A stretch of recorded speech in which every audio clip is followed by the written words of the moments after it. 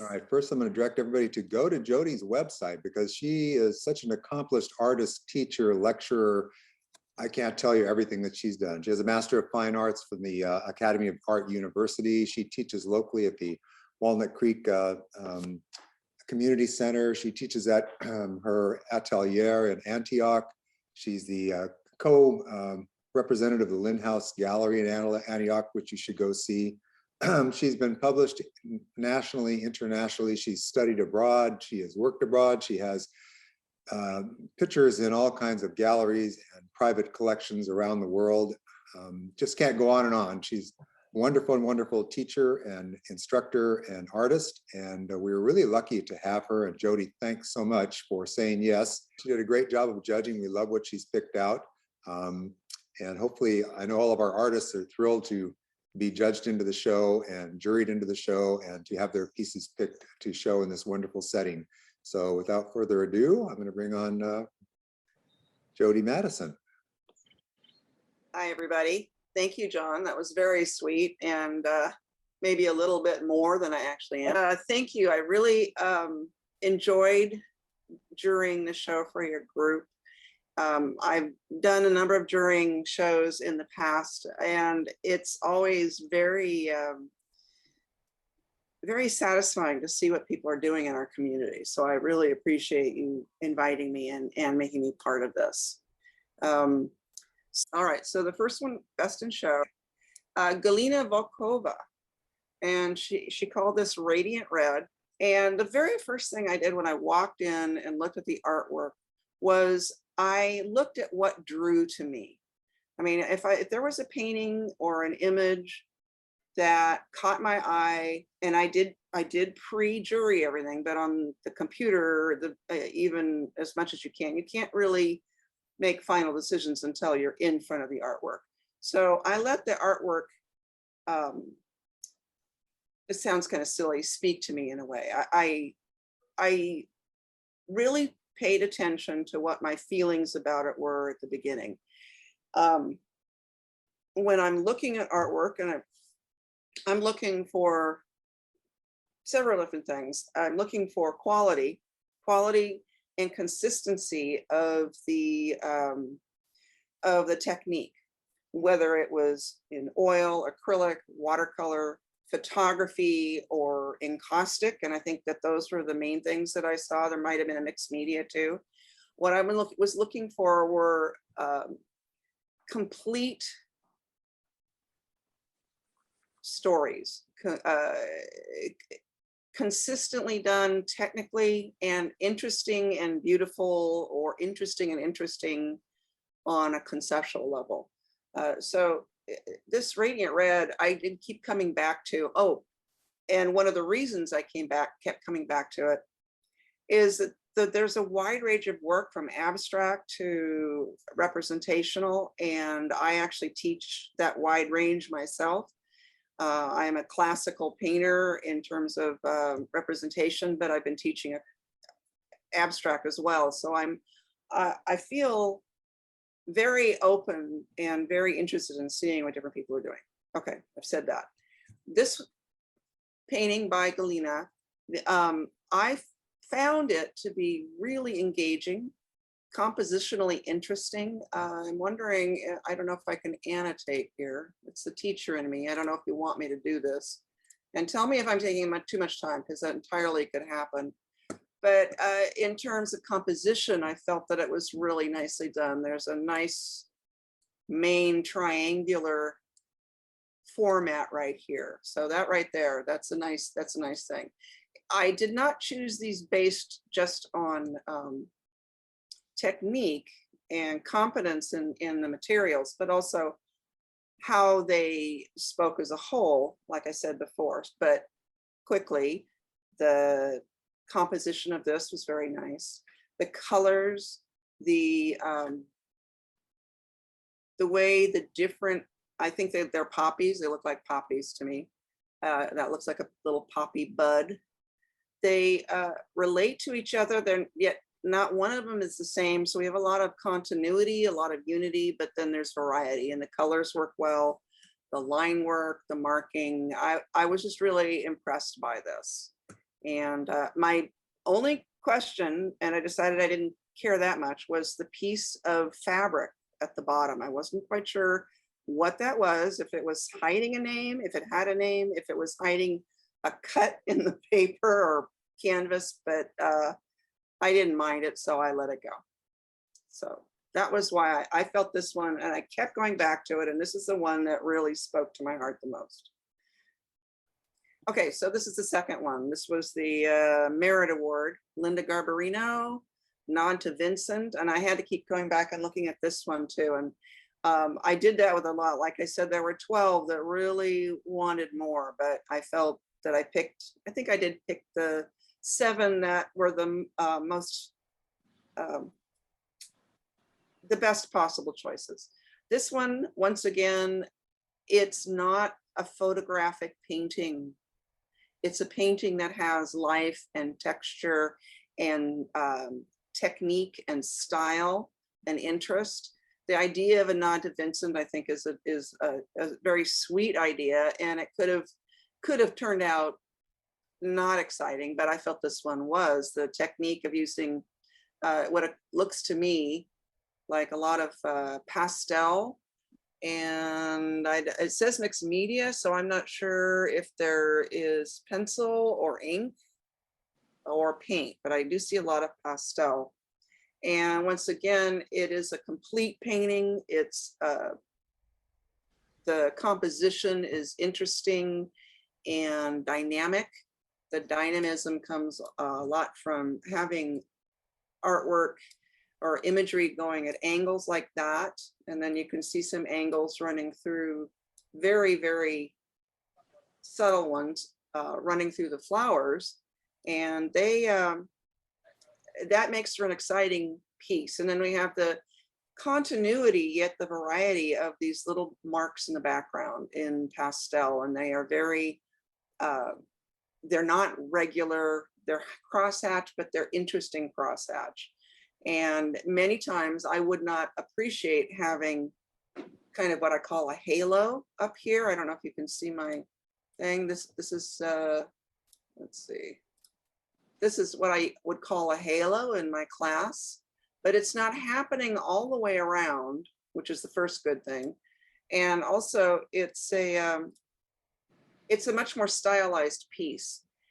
It's not what I would typically be teaching in a representational class where I have light and shadow and we want volume and depth. This is much more illustrative. And I'm going to say the word decorative, but I don't say that in a negative way. I think it's very engaging. So the next one, photography. I think there were 2 or 3 pieces of photography that I was really, really taken with. And I do have some background in photography, and certainly as an appreciator. So the way it was done in terms of the media is one thing. The black and white, which is not as explored or not as important in art and work the way it used to be. And I wanted to point out that this silver print, to me, I think it's a silver print. I don't know if it is actually, maybe just digital, but it's got a beautiful composition, a beautiful light. It's very evocative. It has a feeling of timelessness, which you get from black and white photography and black and white drawings. There's a difference when you have to depend on that, on just value and not color to tell your story. This one tells a great story. It's the dried grasses, the dormant grape vineyard. Thank you, grape vineyard. The little truck. I think I used to drive a truck like that, very close to that when I was 16. And the tree, these 2 separate trees, and then this in the background with the dark, very compelling. Vineyards are always interesting. They're a pain in the rear to draw and paint, but they make a very interesting composition because all of those lines going to the back. And oftentimes they would go back in artwork to a focal point, but the focal point for me, obviously, is the truck, which is evocative, and it is a reminder of humanity, and that's one reason why we look at it. Another reason is it's the only one. If there was another one, it may not be as interesting. Anyway, that's why I really like this, and I wanted to add it to the show. And that was the Merit Award by Ron Rigg. Okay, this is Chandana Srinath, Family, and it's an acrylic. And I thought this was just beautiful. I don't know if I can make, no, I don't know if I can make it any bigger, but for me, this was a very interesting take on a lot of different styles. It has a feeling of a quilt. It has the feeling of fabric art. It has beautiful design work in it and bright color, yet very cohesive. I thought the quality of it was very, very nice. The artwork, the stylization, the consistency, the amount of dedication it took to work in this fashion. It's not classical European painting, and I like to see more of what people have that is interesting and different and can add to the whole conversation of art here in the Bay Area. So really love it, these patterns. I would wear that. Okay. Amy de Lung, Concentration for Perfection. Yes, oil, honorable mention. And then this is speaking more to my background of painting more representationally and realistically. I thought it was by and large very nicely done. Good paint quality. There are a few things about it that I was not as happy about, but I thought in general it was quite lovely, and I wanted to include it as well. The couple things that I wasn't really excited about are the cropping of the hand here, and I think that's supposed to be a music stand, and it's running right along the whatever they call that thing that they use on a violin. So it's kind of a difficult area. It's kind of because there's nothing on there, it's black or it's dark blue.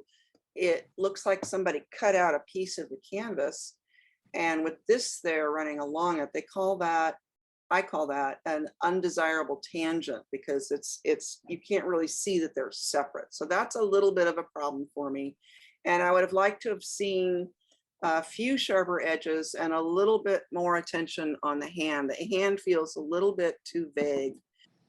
But I thought it was beautiful. And other than a few things that I would critique on it, it beautifully done, lovely skin tones, a lot of technical competence and prowess went into this. So very nice. It's very nice. And I wanted to include it. Okay. Whoop, too far. I hope this is the next one. I've got it on my iPad too to double check. Okay, Usha Shukla, Achillea 02 in oil, honorable mention. This was one of a number of abstracts, and I actually wanted to include a couple more, but couldn't. There were too many, but they were all very interesting. And I've been teaching a class called Into the Abstract, not being an abstract painter, but working within that genre. I've been learning a lot, and I've been appreciating a lot. And I found that this had a lot of interesting imagery and color, a lot of evocative movement.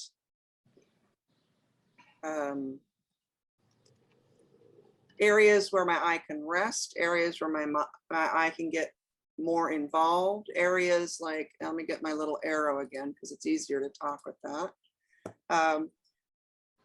You know, one of the things about abstract is the idea of, does it have to be complete abstract, or is it going to be flat? Are you going to create depth and volume, which is a big thing for me as a representational painter, to have depth and volume.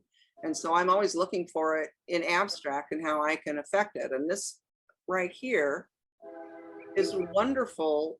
It's opaque and translucent, and it clearly is in front of this other translucent and softer shape. And we have this dark back here that could be going off into some sort of infinity. And so and there's a lot of play with the transparent, the translucent, the opaque, the sharp edge, the soft edge. For me, this one had a lot of positive. Here's another one here. Beautiful, a transparency and translucency. So I'm left with the impression of a floral or water, things that are moving in front, back and forth, and being able to see through them to what's behind, what's hidden and what's shown. So that was why I picked this one. Okay. And then Claudette. You had, I mean, this was a great show. You had everything from mixed media, pastel, acrylic, abstract, and here's encaustic. And Claudette had 3 encaustics. And I thought that they were very interesting. I have played with encaustic, not these great verticals. I thought it was just a really nice way of working with the media. And this one was very clearly taking advantage of what the media has to offer. It's abstract, semi-abstract. It's the field. I mean, she's calling it a field of dreams. So she's already telling us that she did this painting with the idea of plant life outside a field, but she kept the imagery very loose and ethereal, which works with the idea of dreams. And I don't often pay too much attention to the name of an artwork, because sometimes I find that people can, they get a little bit too cutesy or sentimental with naming their artwork, and then it takes away from actually experiencing the artwork. In this way, in this case, I feel that it's not that situation. I feel that it's the name works very well with it. And anyway, she did a lot of interesting things with encaustic that I would like to find out what she did about how these rivulets are coming up. They look, to me, they look like they may have been almost graffitoed in or moved with heat after the wax was laid down. The wonderful little dots on the front of the plants coming up. I just found it was very, very nice. And I liked it. So